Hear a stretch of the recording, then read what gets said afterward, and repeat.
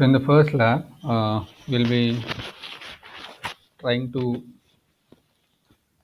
just try the different uh, commands of SQL, basic commands of SQL, and also the different data types in SQL. We have provided you with a cheat sheet and also some material where you can further means try to create different data types and explore the editor, the workbench. So first is to create a database because that is where we'll store our data, and then we'll try to create data, modify data, update data, or delete data. So here you can just already we have shown in the installation how to connect to your database. Then create the it can be short or even caps. It doesn't matter. Usually people write it in caps. Whatever keywords are there, they write in caps. So we can also write create database. Then you can put the name of the database. I'll write it as first DB. So the first DB is the name of the database. Every command has to end with a semicolon. Then enter. Now, once you have done this, just click on the line. It will automatically get highlighted. When you run it, it will show that the database has been created. The next is we can create multiple databases, and also we can use only one particular database. Right? For example, even I can create another database here. Create database second DB. Right? Now, if I click on it, another database will be created. Second DB of the type. Now I can use any of this database by using the command use which database I want to use. I'll use first DB where I'll create my organize my data. Okay, so again click on this and then run. So it will be now all the data will be stored in this database because I'm currently using the first database. Next is to create table. As you know that in relational database or models, all the data will be stored in the form of tables. So create table. You have to name the table. For example, the table can be of anything, student, the name of the table. Okay. Then you have to tell what are the attributes of this table. What will be the different attributes in this table. So student will have an ID which will be of the type integer. So you can explore these data types: integer, a float, varchar, all the data types you can explore. No?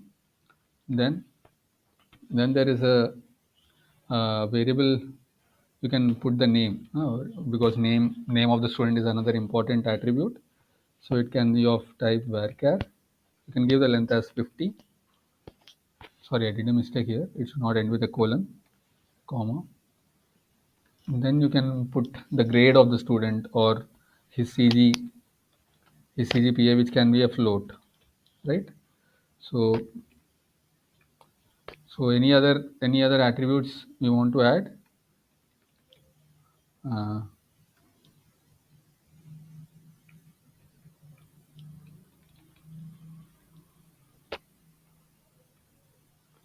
so then you can close it by putting a colon. Now when we run it, it will create a table with these attributes. So it shows here that it has created a table with the attributes as follows. Now how to insert data into this table? So how to insert data into this table? We have to do insert option, insert into. You have to insert into which table? The table named student. And what are the values you want to insert? Maybe for example, I want to insert the roll number 2203 145. Name of the student is it's a character, so I'll name it as uh,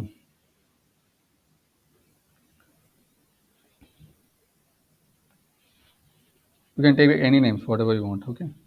um, I'll write it as Aditya. Then I'll write the CG as 7.8. So now when I close this and I'll run it, it tells that at the end it tells that a student record has been entered with these values. Now I can insert further. I can also insert further by simply, I can even run it again and again by just changing the uh, data. Instead of Aditya, I'll write Varun and CG is 5.5. When I run it again, the new record will be inserted. Again, I can change it 67, and I can write David. Uh, his CG is 8, and again I can run it. So another record has been entered. Now, how to check whether these records have been entered into the table or not? You can just select star. Star indicates you are going to select all the attributes of all the records. Okay. Select all from student. Select all from student. So you are going to select all from student. So we can see that all the 3 records which we have created have been uh, displayed, right? So suppose you want to check only those students whose uh, CG is greater than a particular value. So you can put another condition called where CGPA is greater than 7. So when I do this, it will only select uh, those students whose CG is greater than 7. Furthermore, instead of selecting all, I can even select all the attributes. I can only select only a particular attribute. For example, I can only select the ID. I can only select ID attribute from student where CG is greater than 7.